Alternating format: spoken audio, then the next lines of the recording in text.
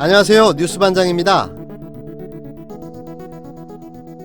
존재감 없이 조용히 숨 고르며 내년 총선과 차기 대권을 위한 준비만 차곡차곡 해오던 바른미래당의 유승민 의원이 마침내 입을 열었습니다. 어떻게 보면 이분은 자유한국당 황교안 대표보다도 더 현명하고 똑똑한 분이었는데요.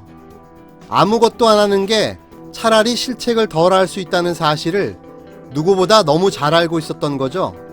그래서 아무것도 하지 않아 그게 오히려 현재까지는 그의 정치 행보에 큰 이득이 되어 왔는데요. 이런 그가 오랜 침묵을 깨고 마침내 입을 열었습니다. 그런데 그의 첫 일성, 너무나도 기가 막히고 어이가 없어 할 말을 잃었습니다. 저런 말을 하려고 저렇게 오랜 시간을 침묵했었나요?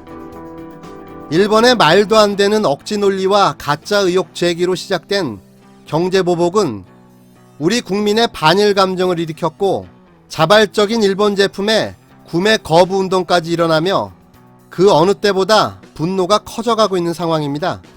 이런 민감한 시점에 유승민 의원, 참 이상야릇한 논리로 일본과 대화하지 않는 문재인 대통령을 비난하고 나선 건데요.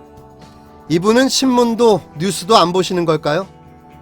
지금 상황이 어떻게 돌아가는지 정말 몰라서 이런 말을 한 걸까요?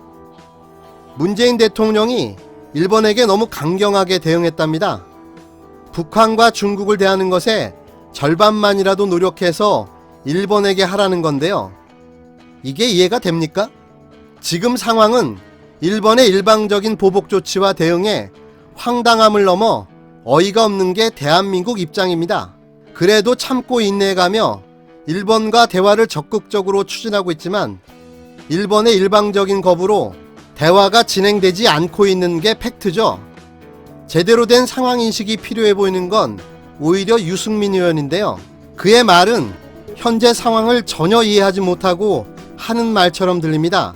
이건 그냥 왜 그때 제대로 못했어? 라는 탓을 하기 위한 비난인 거죠. 이런 뒷북이 과연 어떤 도움이 될까요?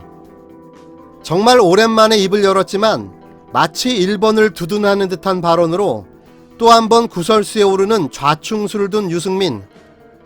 야권에는 도대체 이리도 인물이 없는 걸까요? 유승민 바른미래당 의원이 14일 문재인 대통령을 향해 중국과 북한 대하는 태도 절반이라도 일본 경제보복을 외교로 해결하려는 노력을 보여달라고 말했습니다. 유 의원은 이날 오전 자신의 페이스북에 올린 글에서 나는 친일도 반일도 종북도 아니다. 냉정하게 문 대통령에게 묻는다며 중국과 북한에게는 한없이 부드러운 대통령이 일본에 대해서는 그렇게 강경일변도인 이유가 무엇인가? 말만 강하면 진정으로 강한 것인가라고 물었습니다. 그는 일본의 경제보복과 중국의 사드 배치 보복을 비교하면서 일본의 경제보복과 중국의 경제보복은 그 본질이 다르다며 중국과 싸우면 시장을 잃지만 일본과 싸우면 생산을 못한다고 말했습니다. 이어 일본은 우리가 단기간에 극복할 수 없는 산업의 뿌리를 움켜쥐고 있다며 대외 의존도가 세계에서 가장 높은 경제, 수출로 먹고 사는 경제, 자유무역 질서의 혜택을 가장 많이 봐온 경제가 우리 경제다.